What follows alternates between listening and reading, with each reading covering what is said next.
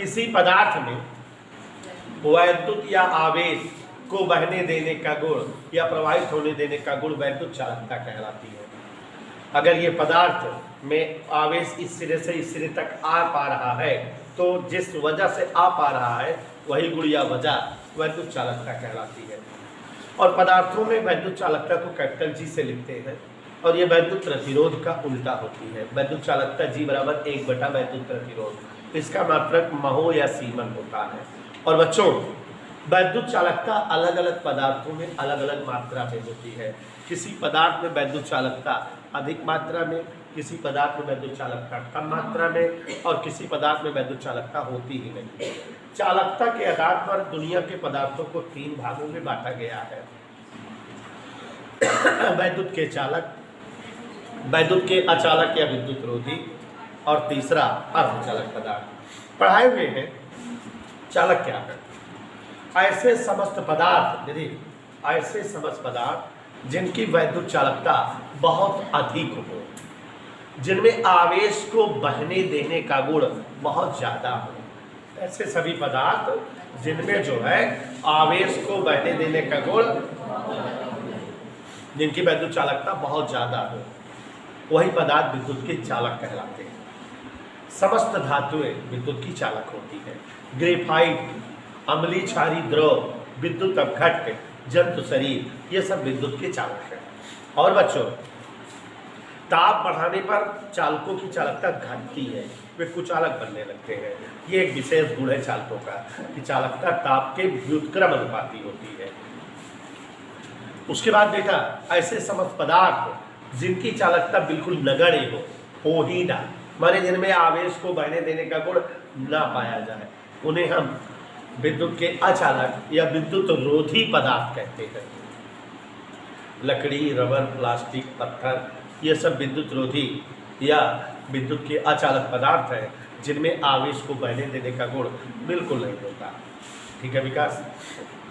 इन पदार्थों का भी ताप बढ़ाए जाने पर इनकी भी चालकता घटती, माने और ज़्यादा इनमें जो है विद्युत रोधी का गुण आ जाता है। तीसरे पदार्थ वे पदार्थ जिनकी चालकता चालक और अचालक के मध्य हो, उन्हें हम अर्धचालक कहते हैं।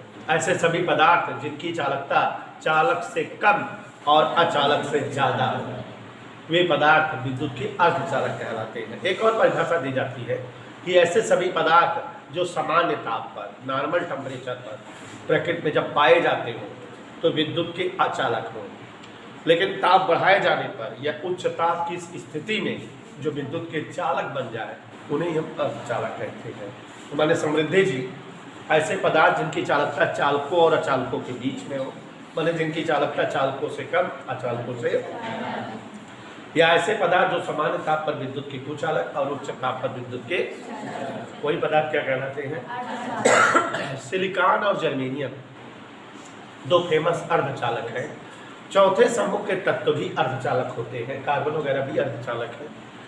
अर्धचालक का एक अपना अलग चैप्टर है, उसमें डिटेल में हम लोग पढ़ेंगे, लेकिन एक खास बात बताकर इसको क्लोज कर रहे हैं कि अर्धचालक वह पदार्थ होते हैं दुनिया के इकलौते कि जो ताप बढ़ाने पर जिनकी चालकता बढ़ती है, और कोई भी पदार्थ ऐसे नहीं है जिनकी चालकता ताप बढ़ाने पर बढ़ती हो। ये पीसीएस लेवल का क्वेश्चन है। अर्धचालक ही ऐसे पदार्थ होते हैं जिनकी चालकता ताप बढ़ाने पर बढ़ती है। इतने टोके समझ में आ गया? ताप बढ़ाने पर जो है चालकता बढ़ती है किसकी? अर्धचालक की। अब देखो जरा, एक छोटी सी रीडिंग आपको पढ़ाए हैं। वैद्युत धारा, इधर ध्यान दीजिए प्रियांशु गुप्ता। वैद्युत धारा, इलेक्ट्रिक करंट, वैसे हम पढ़ाते समय आपको बहुत सारी चीज़ें बताए थे कि करंट इंग्लिश में वीआईपी शब्द है जिसका मतलब जो है धारा भी होता है और जिसका मतलब किस्मत भी होता है। कुछ वर्ड इंग्लिश में ऐसे होते हैं जो डबल अर्थ रखते हैं। तो यहाँ वैद्युत धारा, इलेक्ट्रिक करंट, वैद्युत धारा मतलब इलेक्ट्रिक करंट। तो इसके बारे में 5-7 लाइन याद करो क्योंकि हमको इसकी ज़रूरत है। अभी जो डेरिवेशन कराने जा रहे हैं उसमें ज़रूरत है। समझ दीजिए, वैद्युत धारा पहली बात तो ये जानो कि यह एक मूल राशि है। आप याद करो कक्षा 9 और कक्षा 11 में आपको पढ़ाया जाता है कि समस्त भौतिक राशियों को जिन 7 राशियों के पदों में व्यक्त कर लिया जाए वे राशियां मूल राशियां या फंडामेंटल क्वांटिटी कहलाती हैं, या वे सभी राशियां जो किसी अन्य राशियों से ना बने लेकिन जिनके द्वारा अन्य राशियां प्राप्त हो मूल राशियां कहलाती हैं। लंबाई, द्रव्यमान, समय, ताप, जो तीव्रता, पदार्थ की मात्रा के अलावा एक और जो है मूल राशि है उसका नाम विद्युत धारा है। तो विद्युत धारा की पहली खासियत हो गई यह एक मूल राशि है। इसका मात्रक एम्पियर होता है जो एक मूल मात्रक है और वैज्ञानिक एम्पियर के नाम पर बना है।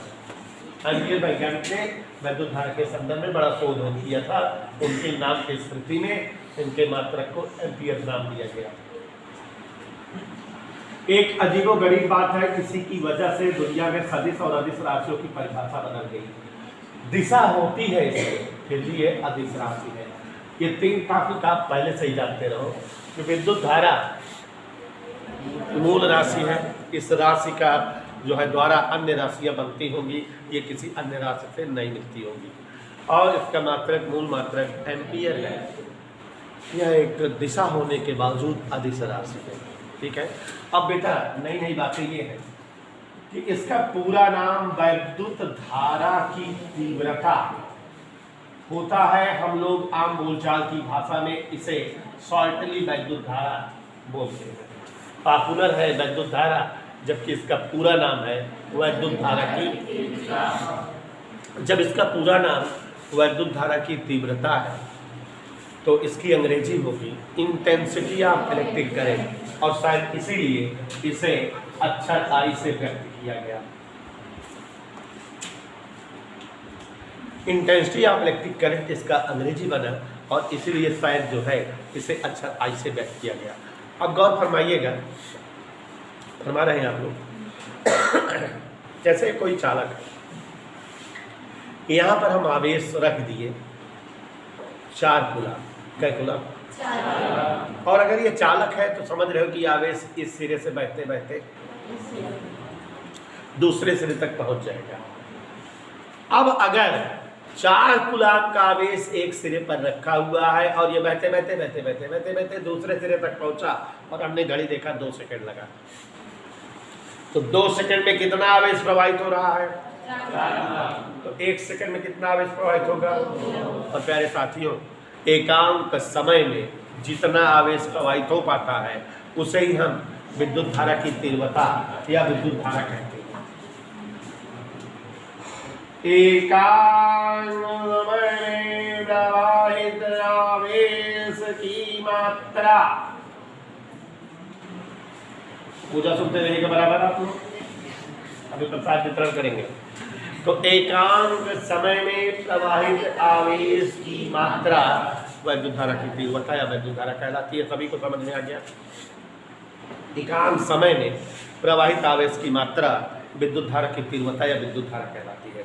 नितिन शुक्ला जी आप बताइए, यदि 30 सेकंड में बोले तो प्रवाहित आवेश हो Q कूलम, 30 सेकंड में कितना आवेश बह रहा है? तो 1 सेकंड में कितना आवेश बहेगा? Q/T, और 1 सेकंड में जो आवेश बहता है वही क्या है? वैद्युत धारा। तो बोले तो वैद्युत धारा I बराबर Q/T। Q का मतलब प्रवाहित आवेश, T का मतलब लगा समय।